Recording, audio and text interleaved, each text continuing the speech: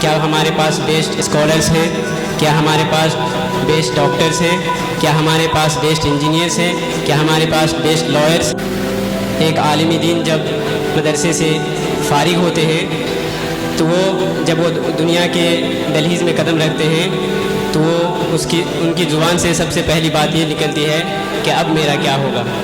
یہاں سے 500 اگر اسٹوڈنٹس میڈیکل کالج میں جاتے ہیں یا IIT میں جاتے ہیں تو ہم سرکار سے کتنے پیسے واپس لے سکتے ہیں، اس کا اندازہ آپ لگائیے۔ تعلیم کو نہیں بانٹا تھا تو ہمارے پاس بیسٹ یونیورسٹی تھے، ہم نے اس ٹائم الگوریدم کا ایجاد کیا تھا، ہم نے الجبرا کا ایجاد کیا تھا، القراوین یونیورسٹی کا ایجاد کیا تھا، لیکن آج ہم نے دینی تعلیم اور عصری تعلیم کو بانٹنے کی وجہ سے ہم سب سے پیچھے رہ گئے ہیں۔ بدلتے کسی قوم کے حالات کو تب تک نہیں بدلتے جب تک کہ وہ اپنے آپ کو نہ بدل لے۔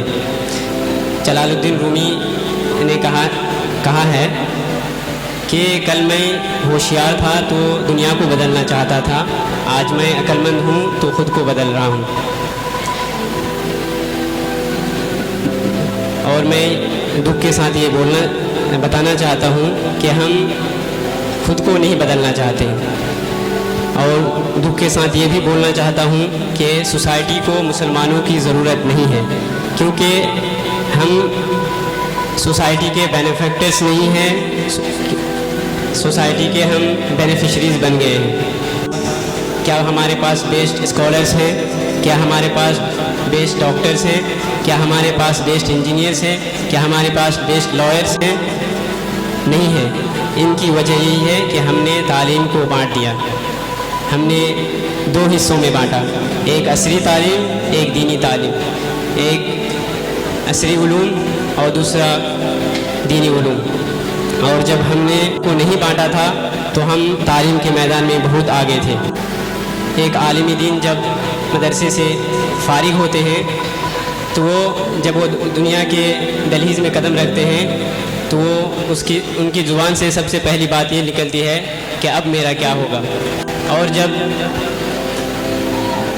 آن دا ادر ہینڈ جب ایک اسکول کے بچے جب 12 پاس کرتے ہیں ان کو وضو کے غسل کے فرائض بھی یاد نہیں رہتے، نماز کی دعائیں بھی یاد نہیں رہتی، اس کے ذمہ دار ہم ہیں، کیونکہ ہم نے تعلیم کو بانٹ دیا ایک دینی میں اور ایک عصری تعلیم میں۔ لیکن اگر دیکھا جائے تو تعلیم ایک یونٹ ہے، اس کو ہم نہیں بانٹ سکتے، دینی عصری تعلیم الگ نہیں ہو سکتے۔ بایولوجی، کیمسٹری، فزکس یہ سب دینی تعلیم ہے، عصری تعلیم نہیں ہے، کیونکہ جب ہم قرآن پڑھتے ہیں تو اس میں ہمیں پتہ چلتا ہے کہ قرآن سائنس کے بارے میں مینشن کرتے ہیں، قرآن میں ٹیکنالوجی کے بارے میں، قرآن میں بایولوجی کے بارے میں، اسٹرونومی کے بارے میں، ساری چیزوں کے بارے میں مینشن ہے۔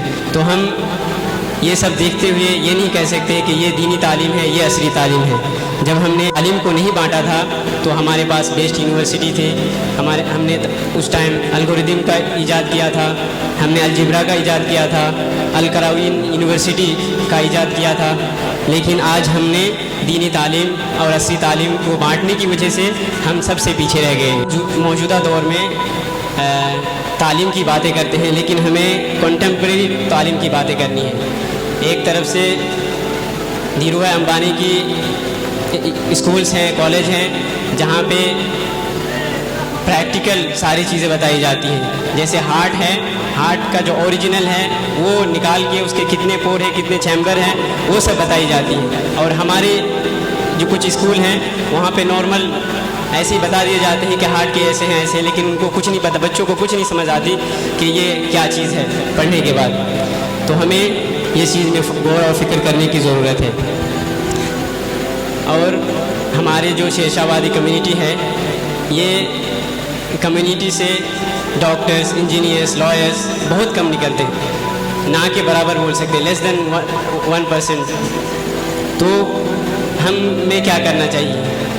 اور ہمارے شیر شاہ آبادی کے جو لوگ ہیں، جو غریب لوگ ہیں، سب ٹیکس بھرتے ہیں، امیر بھی بھرتے ہیں، غریب بھی بھرتے ہیں، لیکن ہم سرکار سے وہ ٹیکس کے پیسے واپس نہیں لے پاتے، ہم لے ہی نہیں پا رہے۔ تو کیا ہم صرف سڑک پہ چل کے ریڈ جو لائٹ ہے اس سے کیا ہم خوش ہیں؟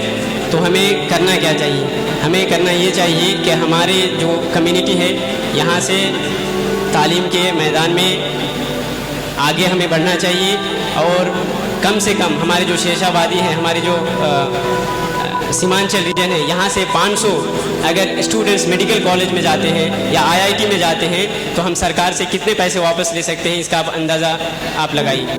फॉर एग्ज़ाम्पल एक स्टूडेंट पे सरकार मेडिकल कॉलेज में, सरकारी मेडिकल कॉलेज में 50 से 70 1 करोड़ तक खर्च करती है, आईआईटी में 1 करोड़ से ज़्यादा खर्चा करती है।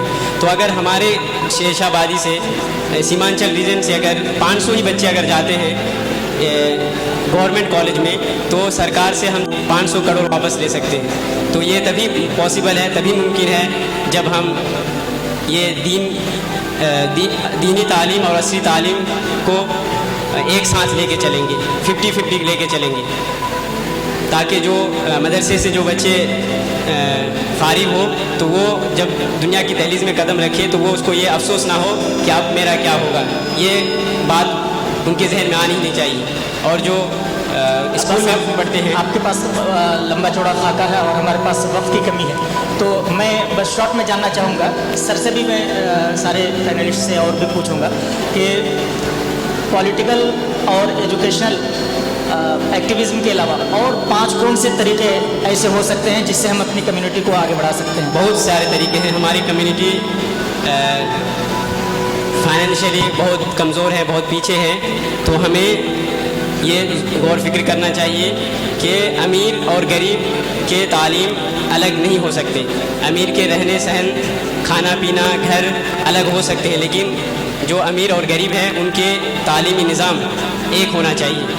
इसके लिए हमें बहुत सारे NGO, सोसाइटी, कम्युनिटी मिल के आगे बढ़ना चाहिए और सबको इक्वल एजुकेशन देने की कोशिश करना चाहिए। तभी हम हमारी इस कम्युनिटी को हम आगे बढ़ा सकते हैं, तभी हम कुछ कर सकते हैं हमारी कम्युनिटी के लिए।